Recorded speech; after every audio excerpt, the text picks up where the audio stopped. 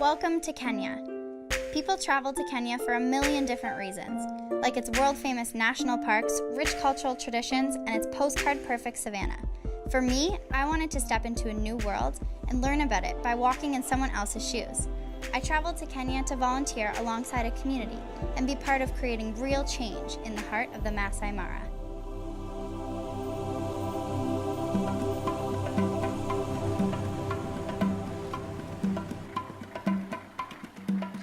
When I arrived, I was struck by the beauty of everything, the trees blowing in the wind and the beautiful blue skies and just like rolling hills and mountains in the background forever. They're just beautiful sights everywhere. I kept having to pinch myself because I couldn't believe I was in Africa. But I was, and my adventure was just beginning. Along with my Maasai warrior guide, Clinton, I drove down the dusty road to a nearby community. Jambo!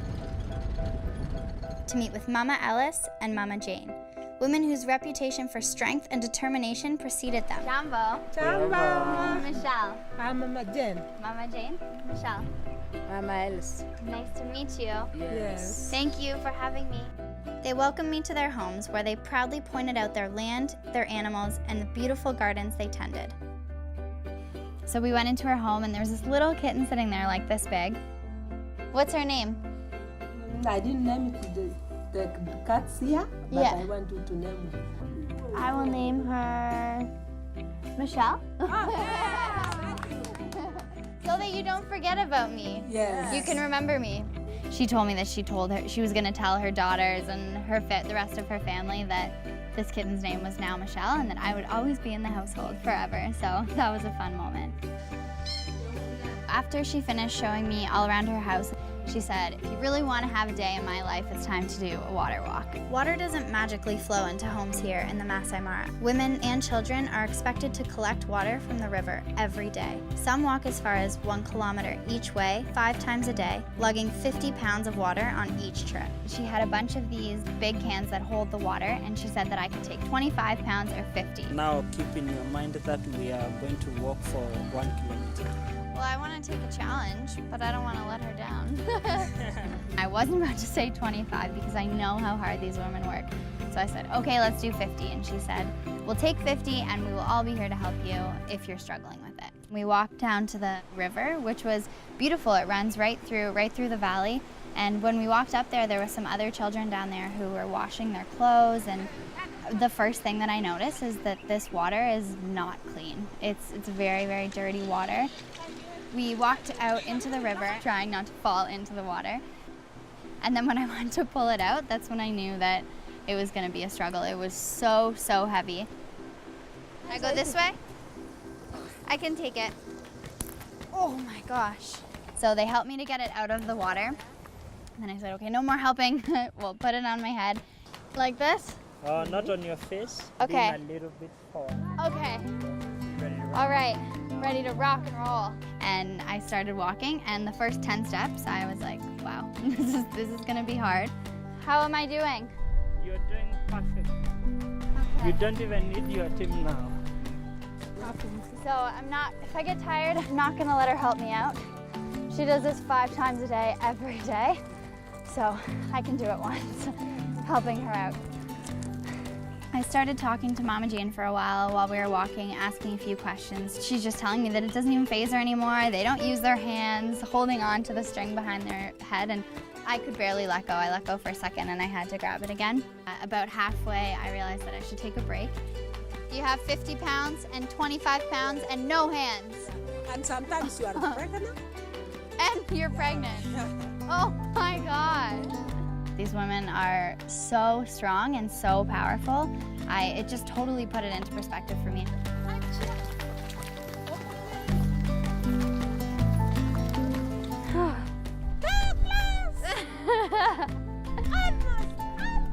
You're my hero, Mama Jane. Woo!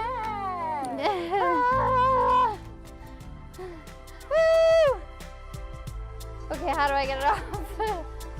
Oh, thank you. Oh, you're so strong. Thank you.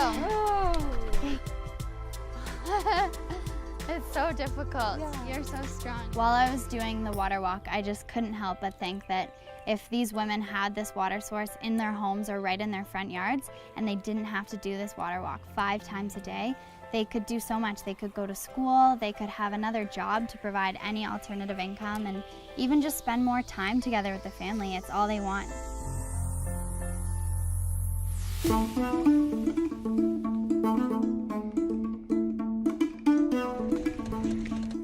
Today I was lucky enough to visit Kisaruni, which is the all-girls school here that Free the Children has built. Right away I met up with Joylyn, who is Mama Jane's daughter, and she's actually a student at Kisaruni High School. And then you write here when you achieve that goal, you can change your community or what by what year. And we started doing arts and crafts, and we created this sort of like a dream catcher that's built with these shapes that we could choose on our own. And we wrote what our goals were and what inspired us to do those goals. What are you going to write for what you want to change in your community? I want to change my community by encouraging girls to work hard in their studies so that they can achieve their dreams.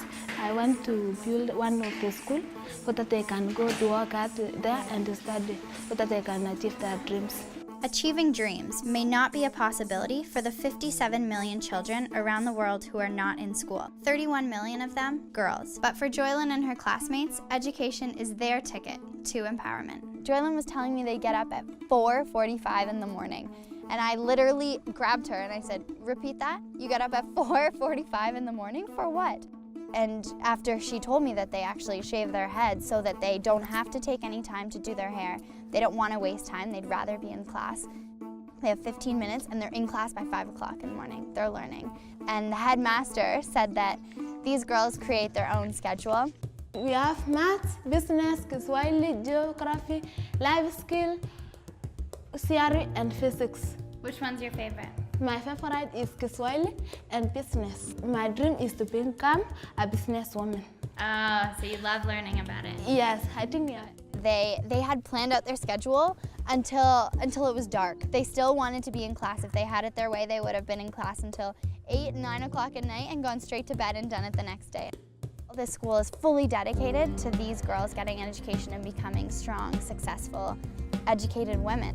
When I came to Kenya, I expected to meet a lot of students that were now enrolled in the Free the Children schools, and I wanted to meet people who were impacted by the change that I was coming here to make, because if I'm coming here to build a school, it means so much to me and all the other trip participants to see where our work is going and the impacts that it has. But I didn't expect to meet someone that I would connect with, just like I did with Joylyn. I don't know, I was saying bye to her and she started crying and she said, don't forget about your family here in Kenya. Are you crying too? You're not allowed. You can't make me cry. You're not allowed to do that. Stop it. I told her to write me a note, and on the back she wrote, I love you, my sister, from Canada, which was really nice.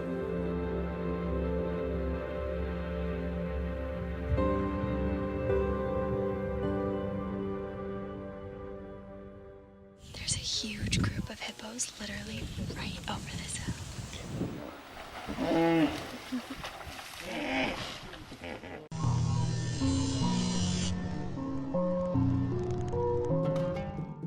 We are here in Mungaza, which is one of the communities that Free the Children works in here in Kenya. I've always wanted to come to Kenya to build a school, and now that I'm here, it's a reality, and I'm gonna go get geared up and start building. Working on the build site is the best. There's so much positive energy. Everyone's there for the same reason, and even when anyone's hot or tired and wants to take a break, we take our water breaks, but we all want to be there working together, and we have the community members there supporting us, and it just brings so much motivation and makes you want to keep working so hard and get these walls up for these kids.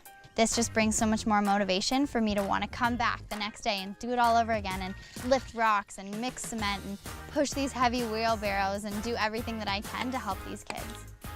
Of the girls that I've met here, I mean, they're so passionate to learn and they would do anything to be in school. And now to know that I'm a part of helping build this school that girls will be able to attend just means so much to me. It's looking good. When I arrived in Kenya, I really hoped to meet a Maasai warrior. Proud and fearless, Maasai warriors are young men tasked with protecting their tribe and its livestock from enemies and predators.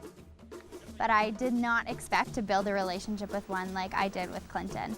He's been so great to me, and he's just brought so much positive energy to all of the activities that we do, and he's so proud of his traditions and his culture and always willing to share and wants to educate me, and I'm always willing to learn, and it's been really fun. He's a part of Kenya that I will keep with me forever. Today, I was lucky enough to spend the day with him. We started out walking through the Mara, and Clinton started showing me all these different plants and trees that they use as natural herbs and natural medicines to help heal so many things, from the common cold to being able to grab a branch off of the tree and use it as a toothbrush. There are several trees that we will use to obtain toothbrushes, so not only this one. It's not really getting softer. Oh, there's my toothbrush. So every morning you get a new one and you do this? Yes, Brush your teeth. and then I brush my teeth. There you go. So where are we heading now? We are headed to an open field where we can train for our weapons, how to use our weapons. I'm excited, but I'm a bit nervous. Yeah, this is your first time to use the weapons, but at the end of it, I know you feel excited. I'll be a Maasai professional. Professional in using the weapons. That walk brought us right into this big open field, and Clinton was carrying all these weapons. So he started showing me how he uses each of the different weapons. To be able to be allowed to use a spear, you have to be able to balance it. How do you do that? Let me show you. Straight arm, and then you lift it without bending your arm. I was not strong enough to lift that up, so thankfully Clinton just showed me how to use it. Put your arm straight, and then make 2 or 3 steps, then head dive.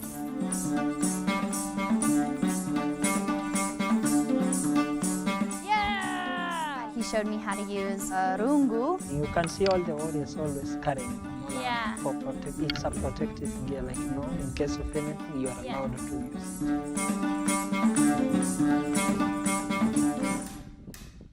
And lastly, he showed me how to use the bow and arrow, which was probably my favorite. I've done things like archery before, but this was really cool. I mean, I was out in the Mara with a Maasai warrior.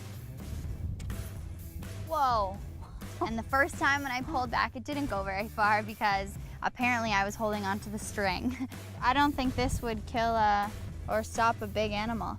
I think you have to use the spear. No? No. Oh, really? This one can take down an elephant.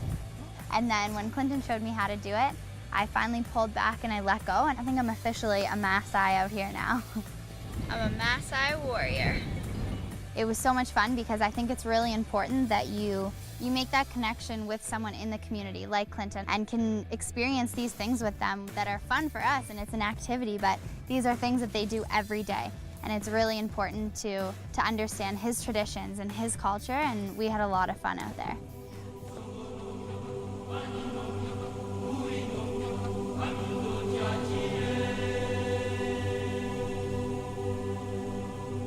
No trip to Kenya would be complete without going on a safari. So I got up at 5 a.m. this morning and rubbed my eyes and hopped in the Land Rover and headed out into the Maasai Mara. Kenya is home to the Big Five: lion, rhino, leopard, Cape buffalo, and my personal fave, the African elephant. They're the Big Five not because of size, but because game hunters called them the 5 most difficult animals in Africa to hunt on foot. We drove about an hour out into the Mara, and it was absolutely gorgeous. We watched the sunrise, and we just started running into all of this different wildlife, which I had totally pictured. I had this idea of what what the safari would be like. We saw everything from wildebeests and giraffes and just things that I never imagined I would get to see in real life here. They're things that I see on TV, and I had to sit there for a while and take it all in because it was just mind-blowing. The views were incredible. We pulled up to the Mara River and took a little break, and there was a group of hippos, and they are massive. There's a huge group of hippos literally right over this hill.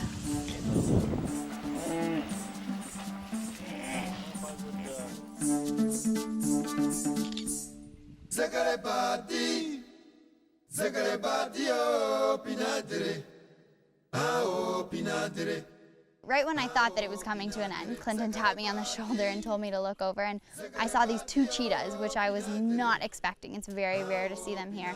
Clinton, from like 100 feet away, was able to see where they were, and we drove up and we got so close, it blew my mind. Later in the day, we started to see tons of ostriches and antelope, and everything was incredible, but I felt like a little disappointed because I wasn't sure if I was going to get to see an elephant. And then all of a sudden, we were just about to leave the conservancy, and my dreams came true. Oh my gosh, look! I saw elephants. There's a huge herd of elephants. Oh my God.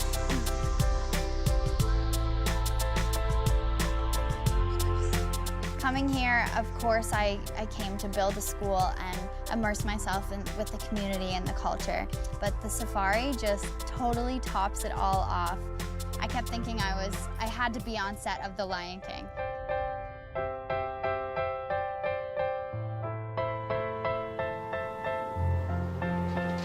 We were lucky enough to enjoy a performance from the Slum Drummers.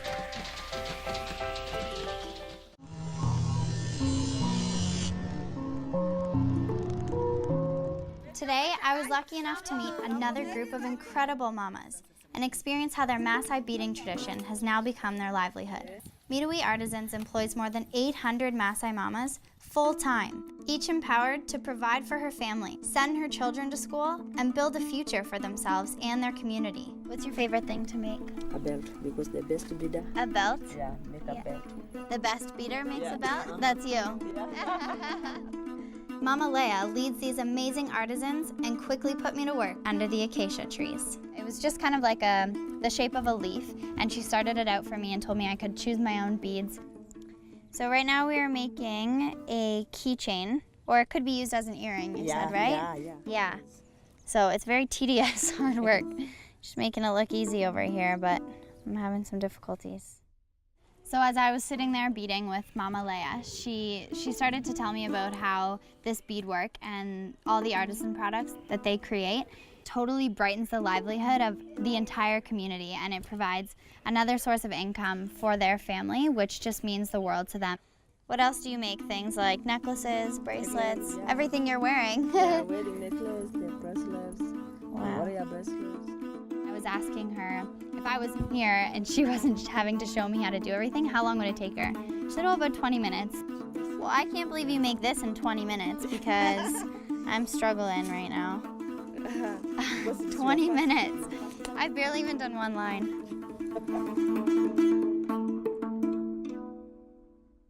It's coming along. Oh, I think that's my last one. Yeah, maybe I'll just beat it. this. I'm finished. Yeah, done. Does it look good? Yeah. Yay. I can hire you to join the mamas. Yeah. I'll have to learn how to speed up a little bit to keep up with you. While I was beading, it just made me realize how meaningful this work really is and how good they are at it and how much they love it, and it totally put it into perspective for me. So we're here and back at the build site. Everyone's working so hard and it's so nice to be back. I don't want to leave until this is done, but it's really nice to know that soon these classrooms will be full of kids, and I know that for sure I want to come back and do this again. It's really cool when you're working on the build site because you get to meet so many like-minded people who are all here for the same reason as you. We're all here working towards this common goal to build a school. So many of us have fundraised and worked so hard to be here, And anytime we're on the build site, the energy is so positive and everyone's just lifting each other up. We're all working towards the same goal and we just want to stay here until the classroom is full of kids and none of us want to go home. I've always imagined coming to Kenya to build a school and now I've done it. After a long day on the site, we were lucky enough to enjoy a performance by the Slum Drummers. This incredible group from all over Kenya uses recycled materials to spread joy and positivity through music and dance. We had so much fun with them. They were pulling us up on stage and everyone was on their feet, singing and dancing. It was a perfect way to end my adventure.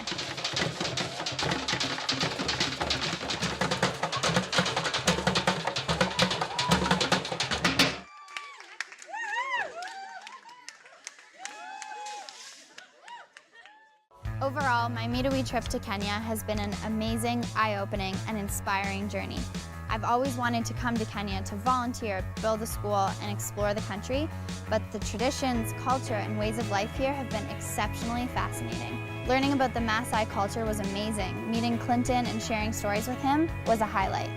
Of course, the school building and volunteer aspect of the trip is a huge takeaway, but it's the people you meet and connections you make with the community members here that will teach you all about what's really important in life and sometimes leaves you reevaluating your own.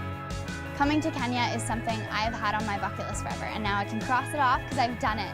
And so who's to say that you can't do the same? Start fundraising, pack up, and just come here because Africa does change you. It's changed my life, and I know that I've changed the lives of others.